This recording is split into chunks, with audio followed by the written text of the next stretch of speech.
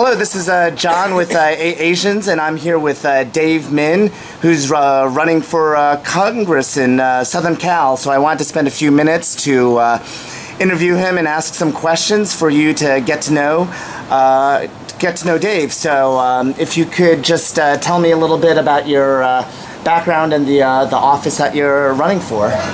Well, thanks for having me, John. I appreciate it. I grew up not too far from here, so I spent first part of my childhood in Los Altos. This was back in the late 70s, early 80s, and we moved in 1992 to Palo Alto, so just down the street from where we're sitting right now.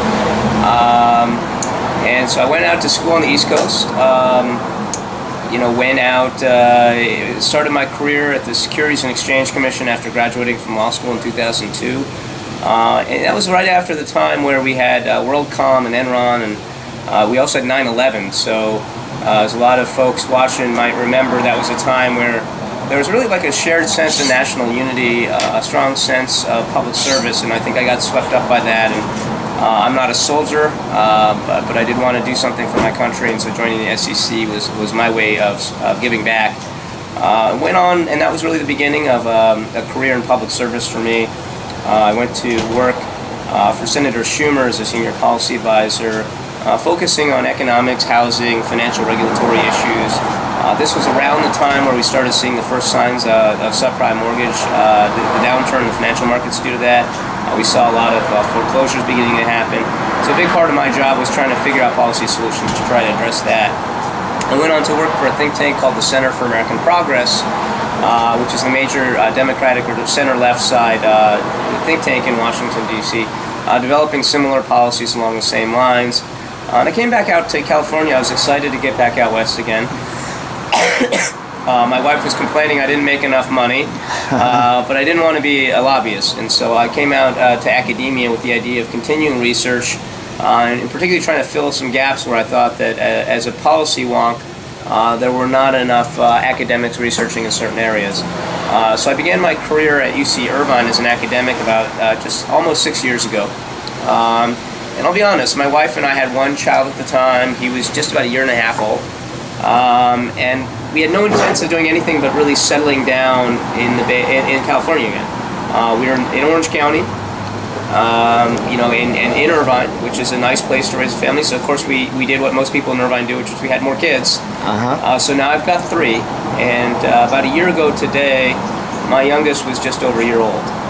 And it was actually 1 year ago yesterday that I think the travel ban came down, and that for me was really the trigger that prompted this whole congressional run. But that really felt personal to me when you think about what this country stands for. And I grew up in this part of California at a time when there were not that many Asian Americans. So when I started elementary school, I remember there's only one other Asian kid in my class. We were the only people of color in our neighborhood.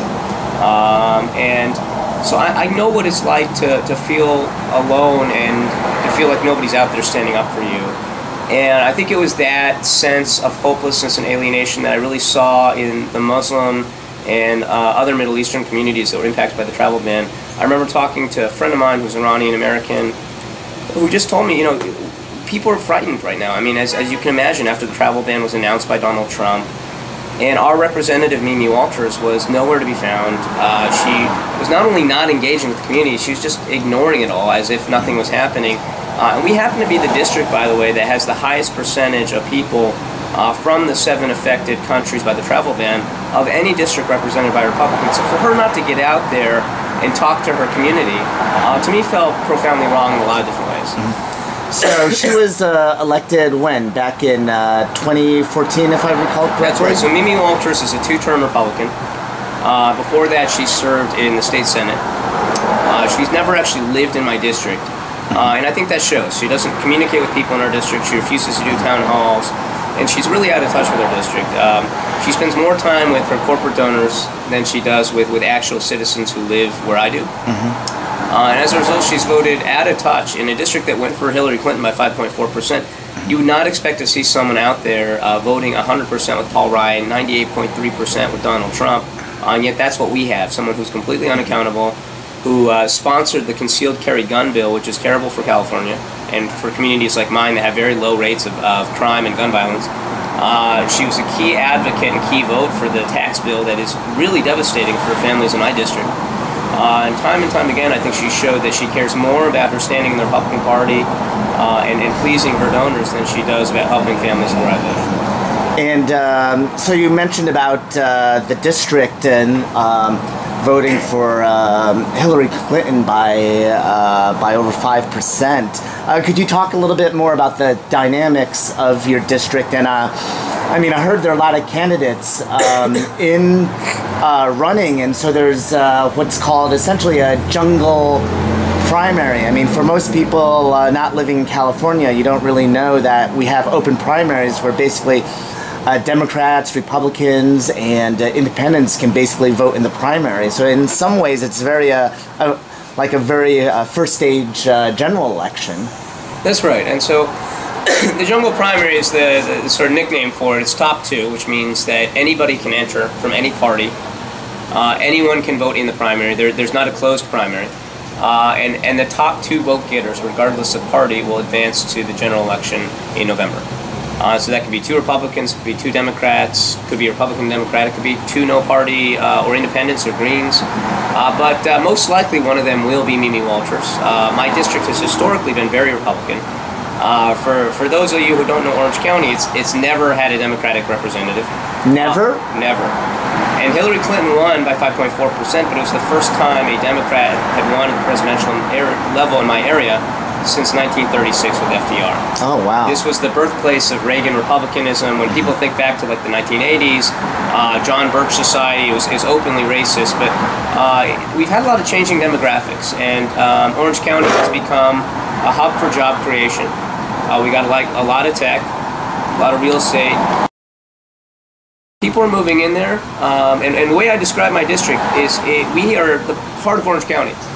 We don't have any of the beach territories, so we don't have Laguna Beach, Newport Beach, Costa Mesa. We don't have any of that. So what we are is a district where you pay $1 million for a house that doesn't have a view.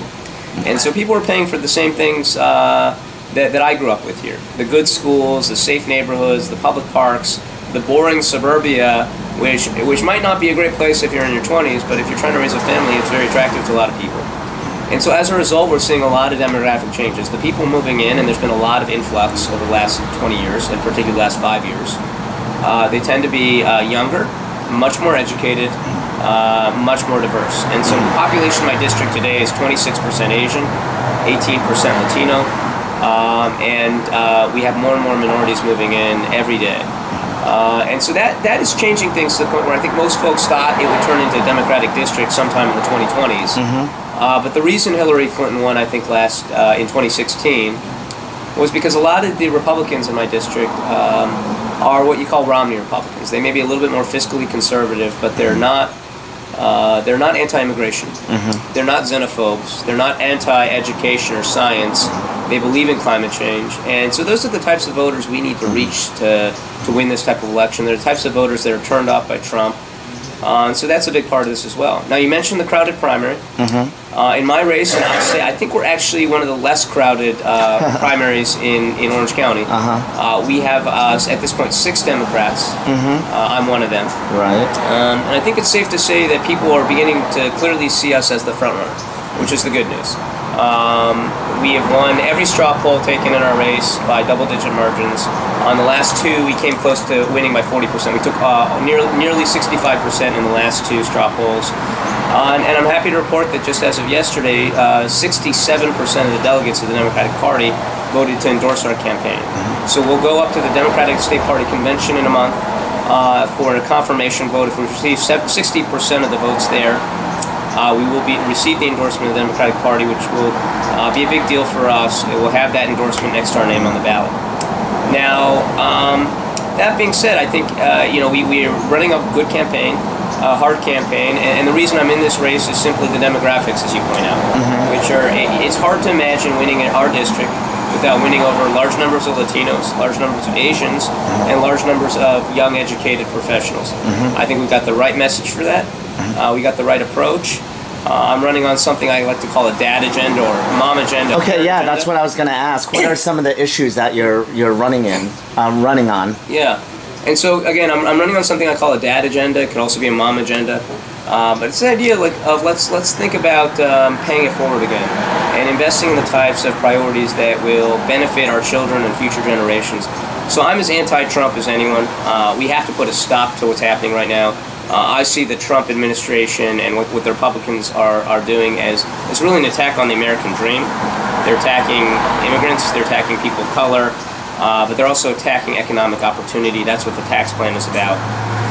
But I think you can't just stand up to Trump and say I'm anti-Trump. That's not a winning message. I think you need to talk about what we're going to do. And I can't speak for the Democratic Party, but I myself, I think that a big part of what's gone wrong is that we stop thinking about how we create long-term growth and shared prosperity. And I know there's a lot of folks out there worried about their futures. They're worried about their kids' futures in a lot of different directions. So let's start thinking long-term again, like this country used to. Let's invest in education, in science, in climate change, in infrastructure. I mean, our infrastructure was largely built in the 1930s, or in the case of the highways, the 1950s, and we haven't really had a major infrastructure investment since then. And we see it in our crumbling roads and dams. We see it in our very uneven performance among schools. We need to get back to basics here. We know that trickle-down economics, which is the only thing that Republicans have right now that they talk about, it's their only economic policy. It doesn't work. It just gives money to rich people on the backs of working Americans. Let's get away from that and get back to what we know worked in the 20th century. So that's a big part of what I'm running on.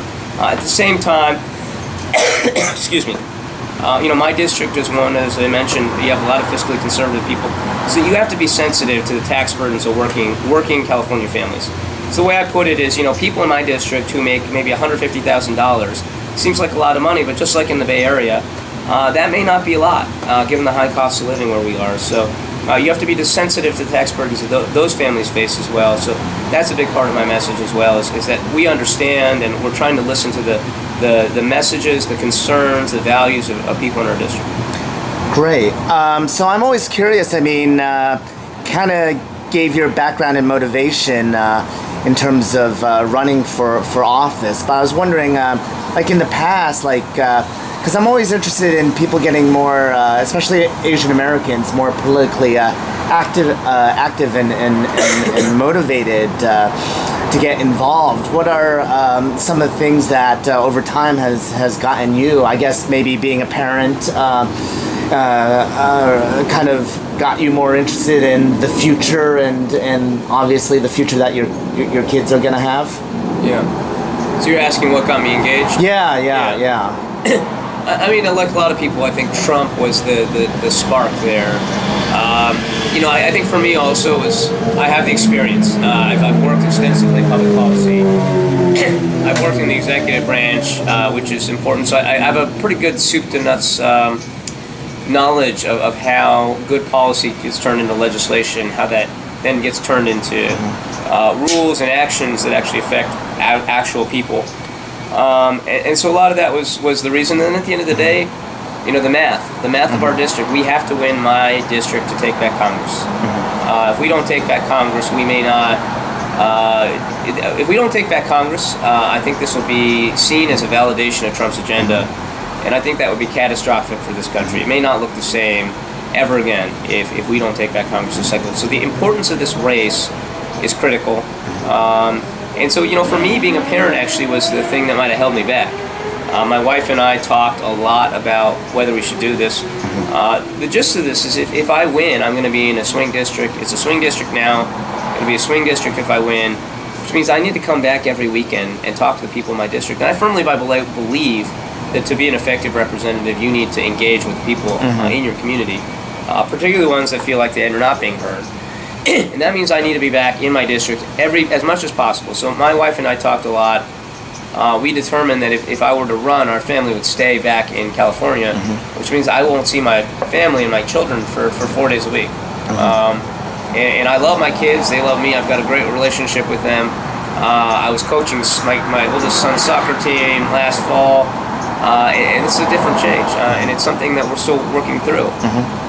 But it's such an important time that we feel like people have to step up and Right, we right. do this. And I guess one last question. I mean, what do your Korean American parents think of you running? Obviously, I think Asian Americans have traditionally been kind of trying to avoid the limelight and such. So I'm just curious as to, you know, running for Congress is not an easy thing. It can often be a very dirty business. So, yeah. Well, so far my parents are completely on board. We'll see. You know, once the negativity really starts, we'll see if they continue to be supportive. But look, I think there's a recognition right now among the Asian American communities out there that as a whole, and obviously when we refer to Asian Americans, we're very pan-ethnic and very heterogeneous, but as a whole, we're very underrepresented. And then in parts, whether we're talking about Indian Americans or Pakistanis or Koreans or Chinese, Vietnamese, on and on through the list, all of the individual communities are very underrepresented as well.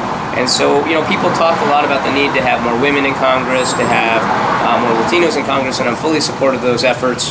But Asian Americans are the most underrepresented demographic bloc in Congress at the federal level right now.